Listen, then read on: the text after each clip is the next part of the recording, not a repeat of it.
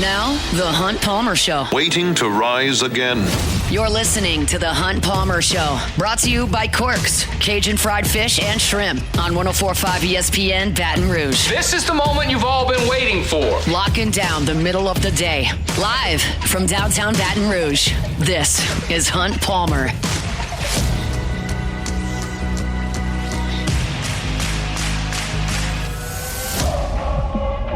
Welcome in. Hunt Palmer coming to you from our studio downtown in the capital city on this football Friday. It means we're brought to you by Corks, Cajun fried fish and shrimp. Hope your work week is in the rearview mirror. If it's not, still working, we'll get you to the finish line here on this Friday. Jacob Beck, Cassie Spazzali back there on the ones and twos. Plenty to do over the next couple of hours. Preston Guy with us in 15 minutes. Get you set up for the NFL weekend at hand. Saints headed up to the Northeast, upstate New York, to take on the Buffalo Bills. And, of course, LSU and Ole Miss. My SEC picks against the spread, some take it or leave it. Final picks for Saints, Bills, and LSU Ole Miss. You get the picture. There's a lot to do. So let's crank it up the way we do every day with our Genesis opening drive.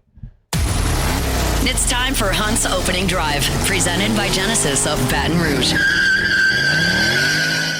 LSU and Ole Miss, Saturday afternoon, just after 2:30 from Vaught-Hemingway Stadium in Oxford, Mississippi. And I have really, really enjoyed this week of diving into this game because I believe it to be very, very fascinating. I think the most fascinating thing about it is its importance, right?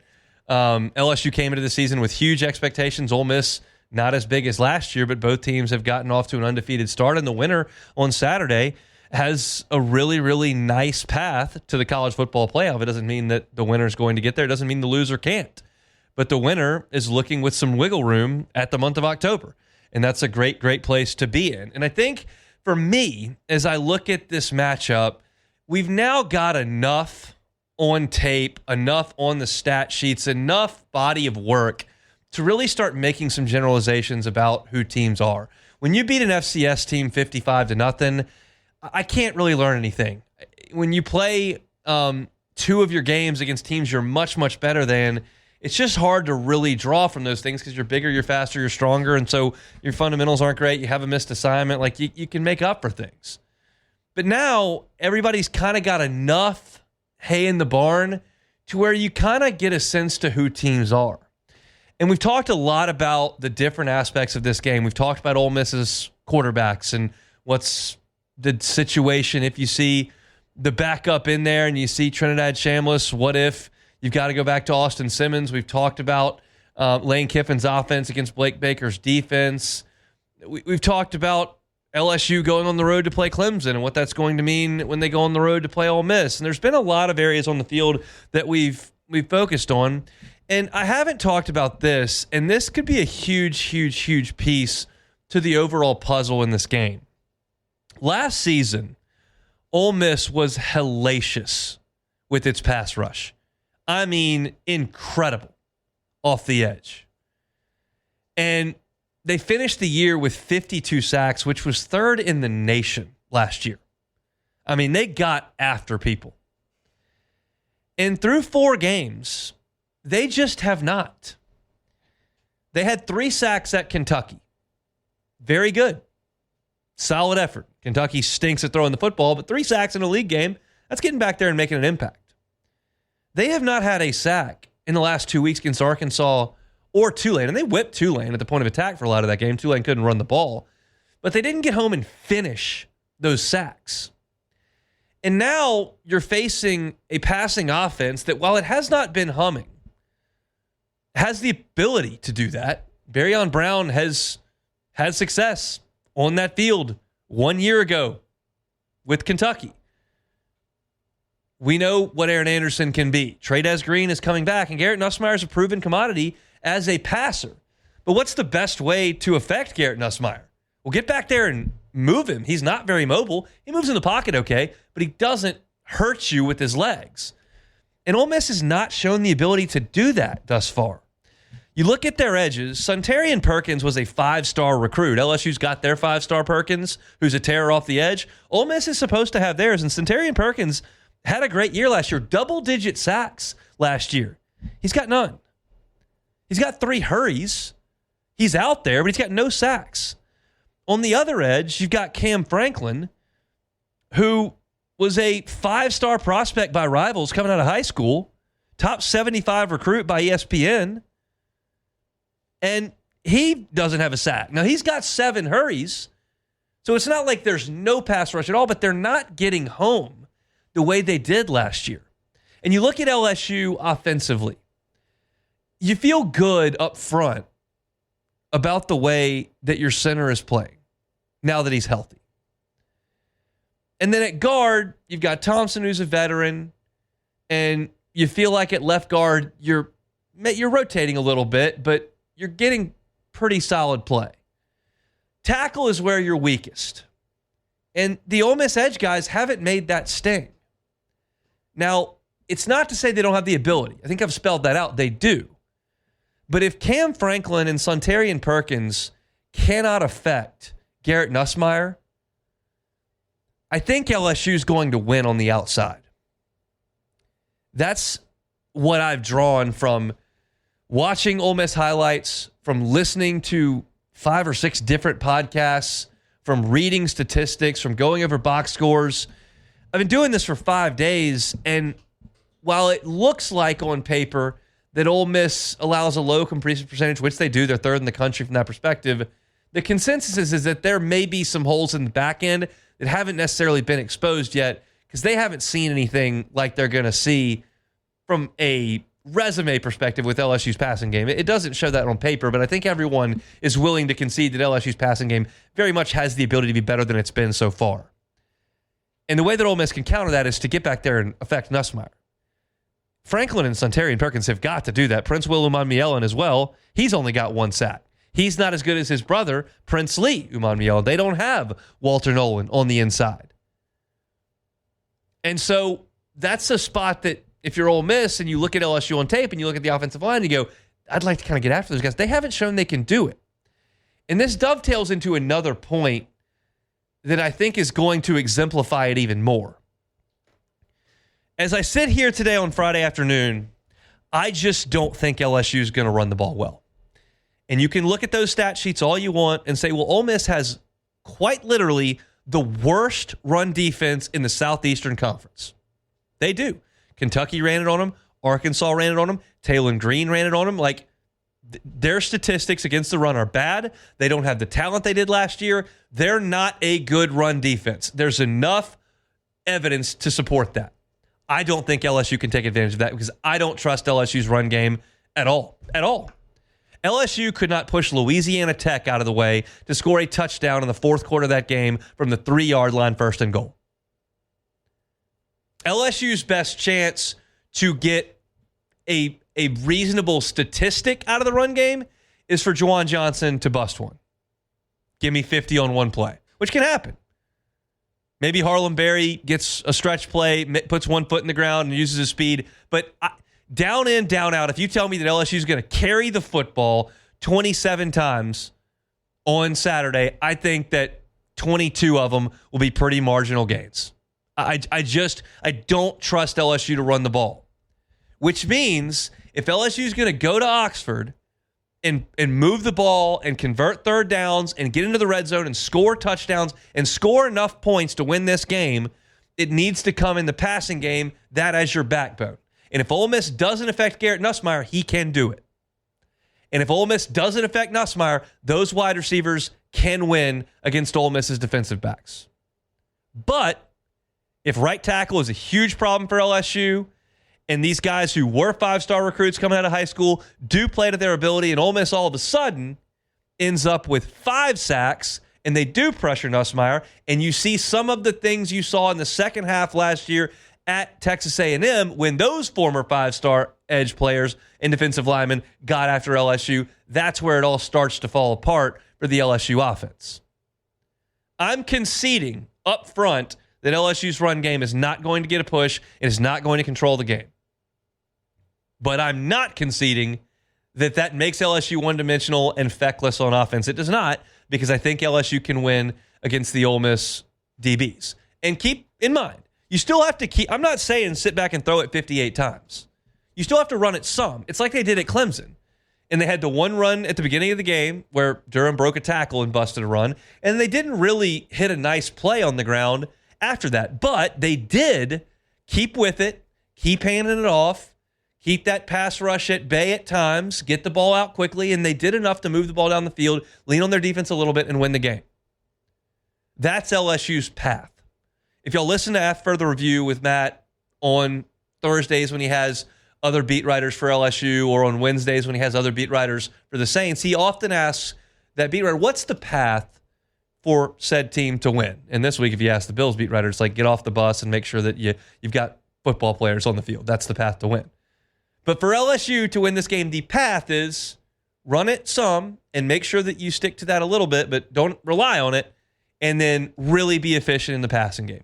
That means efficient with first down passes to stay ahead of the chains. That means really good on third and medium length in the pass game. And that means when you get a chance to make plays in the red zone and put 6 points on the board, you find Trey'Dez Green, you find Aaron Anderson, you find Nick Anderson, you find Barryon Brown, and you get the ball in the end zone through the air, understanding that your outside guys will win if your inside guys are able to do what Tulane and Arkansas were able to do against Ole Miss's edge rushers. That is one piece of this game that we haven't discussed. I like the matchup on paper statistically. You turn on the tape and you look at the measurables and you look at what Cam Franklin, Suntarian Perkins, and Prince William Amielin could be. Well, if they're that, you might have some problems. But I do think that LSU will be able to throw the football and have success through the air on this Ole Miss team on the road in Oxford just after 2:30 on Saturday afternoon.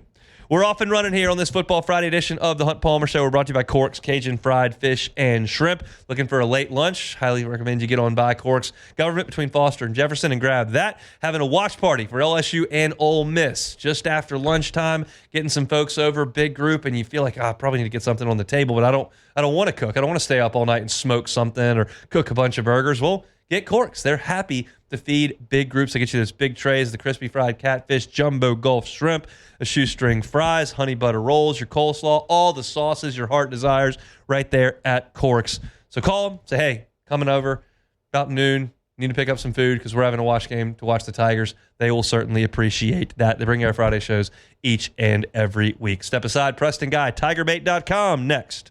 The Hunt Palmer Show. One Bath and Closets. OneBathAndClosets.com is the website. David Duvall and his team, 30 years redesigning and remodeling bathrooms and closets. Doesn't have to be a huge project, right? When you think about a renovation or remodel, you think months at a time and ripping walls out and huge expenses. And if you want to do a wholesale renovation of your bathroom, like David Duvall and his team can do that. But if you're just thinking about something quick, I don't use this bathtub, I just want to get rid of it, then do a tub-to-shower conversion. 3 to 5 days, easy as pie, and you've completely transformed your bathroom. Make that happen. Have a free consultation. The conversation doesn't cost anything. Just put your information there at onebathandclosets.com. Have to sit down with David. He'll tell you what they can do. You'll be satisfied with their work. They're going to do it right the first time and leave the competition behind. It's One Bath and Closets. You can find them online, onebathandclosets.com. You're listening to The Hunt Palmer Show, brought to you by Cork's Cajun Fried Fish and Shrimp.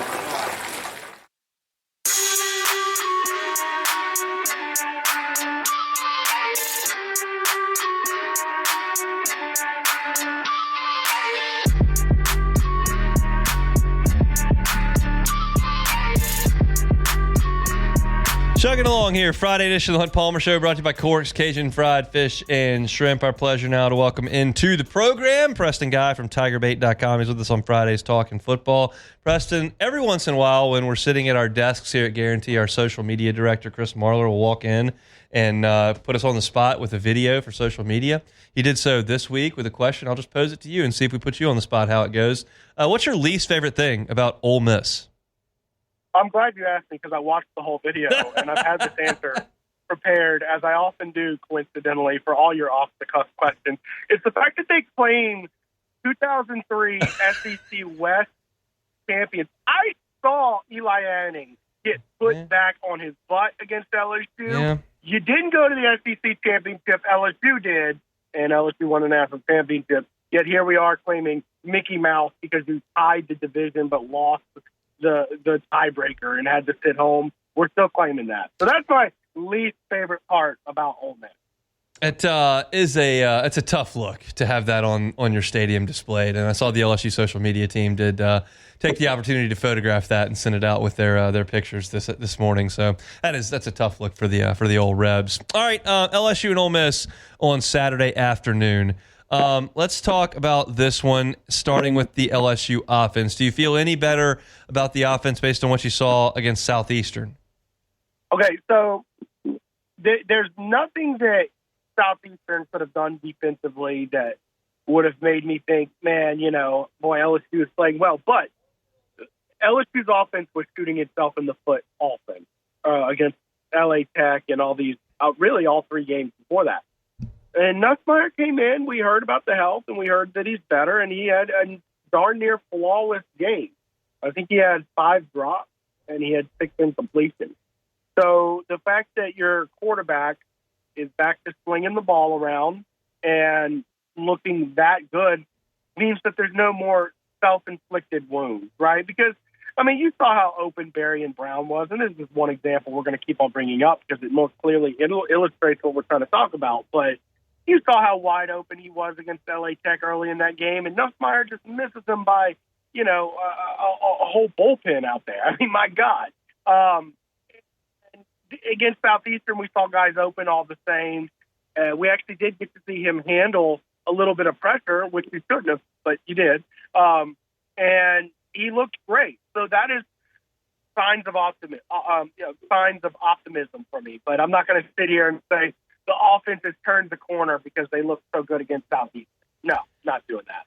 How does Caden Durham's availability or lack thereof impact how you feel about the offense on Saturday? Oh, a good bit. Caden Durham's a stud.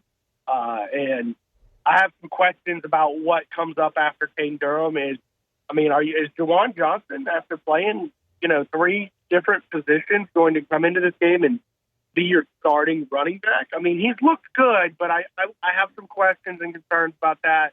I like what I've seen out of Harlem Berry, but maybe there's something Frank's seeing that the rest of us aren't. Why is Harlem Berry not getting your RB2 carries? Because he's shown a lot of promise, and there's probably some hesitation there about putting a freshman running back in there. And then Caleb Jackson just straight up hasn't given you the quality of reps that you would be hoping for. So, yeah, I'm a little concerned that and the very nature of Brian Kelly's system, dating back to his Notre Dame days, he likes to use 4 running backs. Well, without Caden Durham, you don't have your magic number of 4. So, I would be concerned if Caden Durham's not available. I've seen a couple reports that, we're looking maybe for good news on that front, but then there's, availability, and then are you 100%? I can promise you won't be 100%. I think they're truly just going to kind of wait and see how things feel around lunchtime tomorrow before they decide just how much they're going to use him. But he will not be 100% if he's out there. When I say to you that Ole Miss has the worst run defense in the SEC, and we talk about how LSU struggled to run the ball and your running backs banged up a little bit, do you think that LSU can have some success on the ground, or how do you kind of handicap that? I would like to say I wish I could just go out and tell you with a straight face, oh, yeah, that's exactly what the doctor ordered. Give us the worst-ranked SEC rushing offense. However, I will point out that Taylon Green ran for 115 yards on this defense, okay? You're going to be able, the way your offense works, those style of running yards, you're going to be able to get approximately -4 of those, yes, exactly. Okay? So I wouldn't necessarily go out there and say their run defense is just completely soft because they let the quarterback run and fluff those numbers up a good bit. And LSU's not going to be able to use the quarterback running to get those same yards. So I'm not going to come out here and say, oh, well, against running backs, they have the strongest defense in SEC, because they don't. It's still not great, but a lot of their running yards is simply Taylon Green having tore him up the way he did. Flip it. LSU's defense has been awesome. Lane Kiffin is awesome no matter who his quarterback is, and it feels like Trinidad Chambliss is that answer here. How do you handicap that matchup between Baker, Kiffin, these Rebels, these Tigers? Yeah, look, Trinidad looked excellent. I told everybody if I was picking between them, I'm going with the hot hand, and I'm playing, Trinidad Chambliss with a tight leash, of course, because you've got Austin Simmons with a little bit more experience, but Trinidad hasn't faced a defense like LSU's yet. I would have to give the advantage to LSU's defense, because these guys have played elite players. These guys have played all over the place. And it's a veteran group, a veteran core of players that Blake Baker's going out there rolling out with. So I would give advantage Blake Baker. I have a lot of trouble seeing either Austin Simmons or Trinidad Chambliss hanging more than, say, 4 scores on this defense. Like, if you were to tell me they scored 28, I'd be a little surprised. As far as LSU's depth, especially on the defensive front, with the tempo that Ole Miss wants to play with and to run that no huddle, does it concern you that you can't lean on one of your strengths there at all? I think that ultimately you're still going to be able to swap out, right, throughout the game. And although one drive you're not going to be able to swap out as much, and it does negate that as it is designed to do. And frankly, there's more, infrastructure in place now to prevent people from faking injury if we're just looking at it from that objective standpoint. But no, I still think that helps. I'll say what hurts is losing your depth with Gabriel Relaford. Yeah. That's a real shame because he was a good player. But that is the one position group where I'm like, yeah, they can keep going. They've got, I'm not going to say that any loss is great, but of the position groups that could probably survive losing a stud, because that's what Relaford is, he's a stud, it would be this defensive end group because, my God, the studs just keep on coming and coming and coming. What's your biggest concern Saturday, and then I'll follow up with your biggest point of confidence? My biggest concern is that offense goes back to looking like it was against LA Tech. They cannot block the run to save their lives, and even against a poor run defense, they're still not running the ball. And then Nussmeier just goes out there and has one of those off days that we've seen him have periodically. It's been mostly good, but a lot of off days as well. If that offense just goes out there and lays an egg, I mean, it would be very frustrating to see you lose a game, something like 17-6 or something like that, just because you simply can't move the ball against a defense that's not good. That would be frustrating and concerning moving into the future as well. As far as your confidence, what's your biggest point of confidence in this game? Well, my biggest point of confidence is, I like I was just saying, I don't think they're going to score 4 times on this defense. I mean, that's going to change my understanding of this team if they're able to go and hang 28 on you. I don't think they will. And I think the offense, I think the self-inflicted wounds that we saw from Nussmeier go down last week, I think that's indicative of him being healthier and looking more like himself. Now, the decision-making, of course, we know what Nussmeier is with that. Sometimes he's going to try to pull a rabbit out of his hat, and it's not. It's not a rabbit. It's something bad, okay? But I do think in terms of his health and arm talent, he's back, and that gives me hope that they can hang in the mid-20s. I'm seeing something like 23-17. That's kind of what I'm feeling. That'd be a pretty impressive effort by the defense, I think, to hold this offensive coordinator and what he generally does to 17 points on the road. And at that point, I would feel like heading into the bye week that LSU's got as good a defense as anybody in the country. Are you concerned at all, this will be the last one, about Florida and Clemson and how they have played and what that may mean for Saturday? Oh, yeah. I mean, these are stock-down games. And Yeah. more so than – I know you're asking from the vantage point of, am I concerned about how good of a team LSU is? Here's what really concerns me is, okay, well, if Clemson was going to go out and go 11-1 and win the ACC, there's a very realistic possibility that a 9-3 LSU punches its ticket into the playoffs because, well, you beat the ACC champion. Yeah, you had a brutal SEC slate, but look what you did out of conference. Well, that's gone, and it's never coming back. Like it's done. They're 1-3. So more so than is the team not as good as I was thinking. Yes, there's a little bit of that, but more so you have to win 10 football games. And look, there's 7 teams left on your schedule that couldn't beat you. They're good enough to beat you. So to sit there and say of those tough games, you got to go 5-2, but that's exactly what you have because you lost basically the extra mulligan you had in your pocket by those teams struggling. That's more so my overarching view on that. I think that's perfectly fair. Post game's not at midnight now this week because it's 2:30 kickoff. Tell everybody where they can find you. Yeah, I'm excited. Look, being in the media, I selfishly do not mind a 2:30 kickoff, particularly on those road games. We'll be kicking it off. We'll probably be within an hour of the game ending going live on the Tiger Bait YouTube channel. Y'all can go follow us there, Tiger Bait. Or we also broadcast on our Facebook channel. And if all else fails, go on our website, tigerbait.com. And we post all of our content there. Appreciate you. Have a great weekend. We'll talk next week. Talk to you soon, Hunt. He's Preston Guy, TigerBait.com. And this is kind of in line with that conversation I just had with Preston. In terms of Nussmeier's health, he's doing really well this week. I had a conversation today. The general sense is that the Louisiana Tech week post Clemson was the worst week for him, and he probably pushed it a little bit too far, and I think he saw it. So he's now 2 weeks now, basically 3 weeks beyond that. I don't think it is a factor at all in the game on Saturday. This is the guy who said sit out last week. I do believe what I told you last week, where Brian Kelly kind of alluded to the injury. That alluding to the injury to me suggested it was likely in the past. He feels better. He's a young guy. His body heals very quickly. He pushed it a little bit before the Tech game and probably shouldn't have. And it quite frankly very much showed. He was, with understanding that that it was an injury that was causing it, he was terrible in that game. I don't have another way to say it. And a lot of that was because he just couldn't throw the ball properly because he didn't feel well. We're 2.5 weeks beyond that. He feels very good. So tomorrow they'll lean on him to throw the football, and I think he'll do it very well. If I had to put a nickel down, so we'll talk about LSU and Ole Miss continuously as we move forward in this Football Friday edition of the Hunt Palmer Show.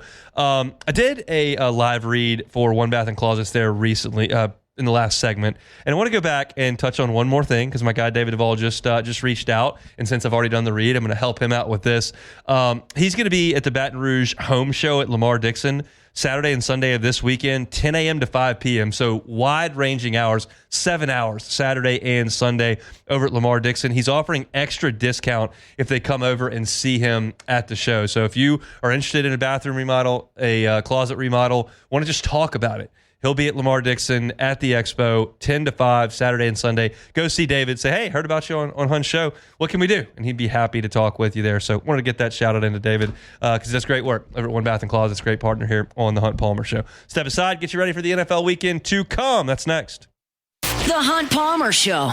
Highland Insurance Group, HighlandIG.com is that website. Captives. If you are a business owner or you're a CFO or you are a risk manager, you're in charge of the insurance and you feel like your premiums are pretty sizable and you feel like there got to be a better way to handle insurance from a bottom line perspective.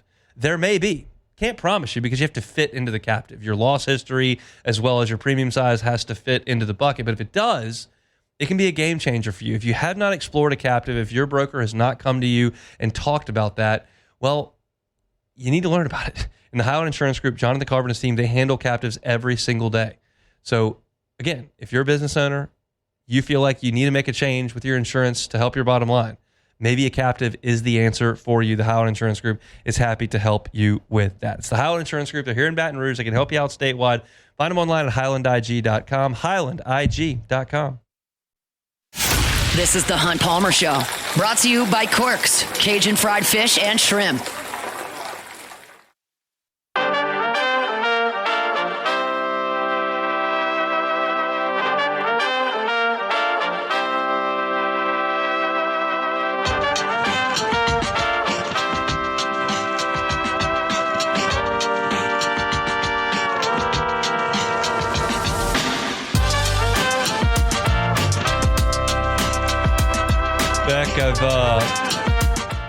I've got a buddy at the Ryder Cup. Yeah. Well, kind of. He's been on a shuttle 5 minutes outside the gate for an hour and 15 minutes. Awesome. Turns out when the president shows up, security becomes a bit of an issue. Yeah. That would be so frustrating. I mean, what time is it? It's 2:30 New York time. It is. And he's just sitting outside the gates. That's a tough scene. How would you be handling that? I would have probably just, I don't know, I'd probably just turn around, go park somewhere and just walk.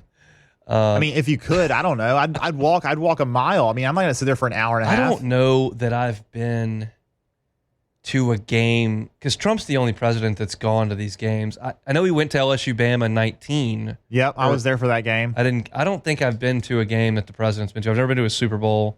So I've never seen quite that level of lockdown. I don't remember it being anything crazy for the Bama game, but maybe it's because he showed up late, or like sometimes I wonder if they don't maybe announce. I mean, they obviously had already announced he was going to be here, so the security was going to be. That was probably strong, a cool but scene on the golf course, even though the U.S. was getting boat raced this morning when Air Force One flew over the top of the Ryder Cup. Kind of a cool thing. Ryder Cup hasn't gone very well for the Stars and Stripes very thus far, unwell, huh? but the afternoon waves are going okay. Yeah, there's a little bit of red on the board right now, so need to keep it that way for the duration of the afternoon. All right, NFL weekend to come. Let's get it cooking. We start in Tier 4. There are 3 bad football games this week. We'll get those out of the way. Panthers at Patriots. The Patriots are 5.5-point favorites. That's the largest point spread in favor of the Patriots since 2022 when they were 8.5-point favorites over the Bears. They ended up losing that game 33-14. Feels like we're a very, very long way away from the Belichick Brady dynasty there in New England. Chargers and Giants, I think this is a non-competitive game, but there is some Ole Miss LSU storyline. Jackson Dart making his debut, of course, for the Giants. For the Chargers, Dante Jackson leads the NFL in yards per coverage snap allowed. So Dante still doing a good job in the National Football League. He'll face an Ole Miss quarterback coming up on Sunday. Titans at Texans, division showdown, winless teams, bad offenses. The Texans have not cracked 20 points yet. The Titans are averaging 17 points per game. Really low over-under here, 38.5. Also, Texans coach Brian Callahan is 3-17 against the spread. That is the worst ever in the Super Bowl era. When you consider the fact that they're not favored very often, that's even worse. Not only are you not winning, you're not covering either. Poor stuff there in Nashville. That game will be in Houston. All right, moving up to tier number 3. Commanders are at the Falcons. Jaden Daniels ruled out today. Atlanta lost 30-0 to the Panthers last week. Washington -5 even without Jaden Daniels. So we'll see if the Commanders can go down to Atlanta and get a win. The Jags are at the 49ers, flying across the country. Brian Thomas Jr. dropping the football. 3 drops thus far. Interesting nugget here for Christian McCaffrey. Could become the second player ever to start a season with 4 consecutive games with 50 rushing yards and 50 receiving yards if he does it on Sunday. Bears out in Vegas to play the Raiders.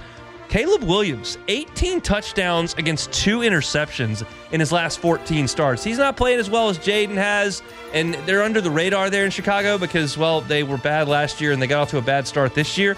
But he's playing a little bit better under Ben Johnson, and then, of course, the end of last year. And the last one in Tier 3, there's some storylines here, but I don't think the Cowboys are any good. Packers at the Cowboys in Dallas. It's the Micah Parsons Bowl. Oh, by the way, he co-leads the NFL with 14 pressures thus far. Still a pretty good player. The Packers' issue is they're down 2 starting offensive linemen. That made life really, really difficult on Jordan Love last week. He was pressured significantly, and Josh Jacobs couldn't get going at all. They're going to be down those 2 offensive linemen again this week, so the Packers really struggling up front with their help. Let's move to Tier 2. Got 2 games in Tier 2, and then 3 in Tier 1. But in Tier 2, the Vikings are at the Steelers. Vikings allow 141 passing yards per game. Stingy on defense for the Purple People Eaters. The Steelers 24th in the SEC in passing. The Steelers 18-12 outright as an underdog under Mike Tomlin. That, to me, is a really impressive stat. They're an underdog at home on Sunday. The Browns are at the Lions. This is fascinating because of the matchup, offense versus defense. The Browns are that defense. They lead the NFL, allowing just 204 yards per game. The Lions second in the NFL in scoring. Fascinating to see who comes out on the upper hand of this one. Amon-Ra St. Brown, how about this for a local angle? He has 450 catches in his 69 career games. Only 2 wide receivers with more through his first 70 games. Justin Jefferson, LSU Tiger. Michael Thomas, New Orleans Saints. A little bit of a local angle from that perspective. Amon-Ra St. Brown off to a pretty good start there in Detroit. And then 3 games in Tier 1 that I'm fired up about. The Eagles and the Bucs. That's a heck of a ball game. The Eagles flew a day early to Tampa for the Heat. See if that pays off. The Bucs 15-6 against the spread as underdogs with Baker Mayfield. That is the best mark in the NFL over that time. They're a home dog on Sunday. The Colts are at the Rams. Colts running back Jonathan Taylor leads the NFL in rushing. They're off to a great start offensively. The Rams are incredible on the offensive front. They are way up in the NFL, and they're top of the NFL in sacks. And then you got the Ravens and the Chiefs. I know. They're 1-2. How could they possibly be in tier 1? Well, the loser going to 1-3 is fascinating in this game to me in the AFC. It's in Arrowhead. The Ravens defense ranks last in the National Football League, but they've scored a lot of points, 111 through 3 games. That is the most points through 3 games for a team with a losing record in the history of the National Football League. Perfect again, Hunt. Right 2 weeks in a row. Unbelievable stuff. Unbelievably incredible professional performance by you, Hunt. We usually don't have 3 tier 1s. Eagles at Bucks, Colts at Rams. I would have never thought Colts at Rams would be a tier 1, but the Colts have gotten such a good start, and the Rams are really good defensively. Stafford's keeping it together one way or another. Yep. And then Ravens Chiefs. I know that 1 and 2 shouldn't be in tier 1, but those two are bitter rivals with legendary Hall of Fame quarterbacks, and they don't need to be 1 and 3. Do you know how many teams have won the Super Bowl after starting 1 and 3, Hunt? I don't. 0. Well, I'll tell you this.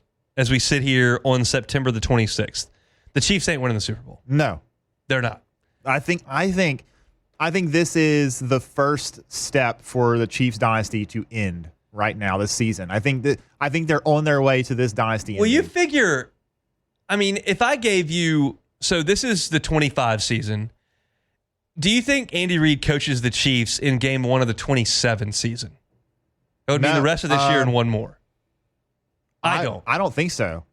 I mean, it's enticing to come back for Mahomes, and they do have a really good defense. Yeah. And you can always add some playmakers around him. And I'm not suggesting the Chiefs are going 5-12 here, but I think they're going 9-8. Yeah, it's very possible. I mean, and then, why would I think the Chargers are better than the Chiefs. They already beat them. Yeah. The Broncos have a better roster than the Chiefs. They don't have a better quarterback. They have a better roster.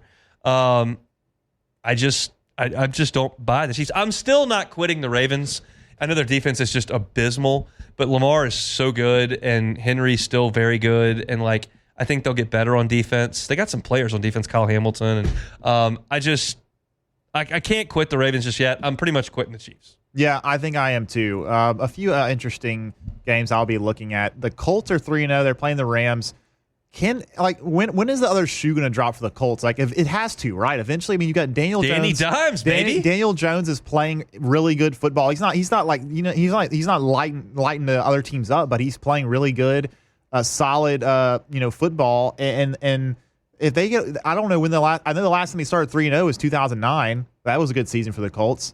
But this is that's got to be probably the most surprising team, at least in terms of a positive performance, most surprising thing. And then, let's see what Jackson Dart does for the Giants against a good Chargers defense. Obviously, the Saints will be getting the Giants next week, so that'll be interesting. All due respect to Team Hester, I don't care how Dart does on Sunday. I hope his Saturday sucks. Well, yeah.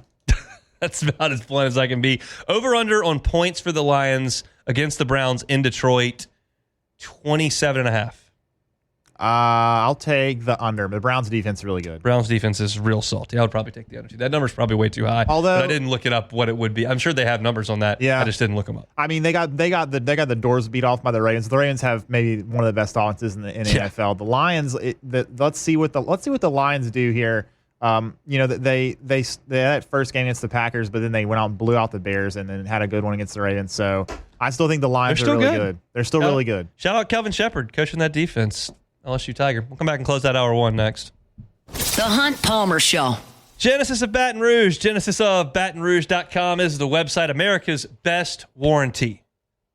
Talking about powertrain warranty, 10 years, 100,000 mile, bumper to bumper new vehicle warranty, 5 years, 60,000 miles, enhanced 24/7 roadside assistance, 5 years, as many miles as you can drive it. They will have you covered. And then, of course, your complimentary scheduled maintenance that you can turn into valet. The line of vehicles is elite. The customer service is phenomenal. The warranty is the best in America. There are so many reasons to make Genesis your next new purchase. Get on by and see them, Airline at Pico. You'll see the facility. You'll witness the customer service. You'll get behind the vehicle. You'll see that Genesis difference. It's a luxury brand at a reasonable price. That's the model, and that's why they've had the success they've had here in the capital city. So when the time comes for you to get behind the wheel of a new vehicle, maybe that's next month, maybe that's next year, give Genesis a shot. Just put them on your list. Genesis of Baton Rouge. GenesisofBatonRouge.com. You're listening to The Hunt Palmer Show, brought to you by Corks, Cajun Fried Fish and Shrimp.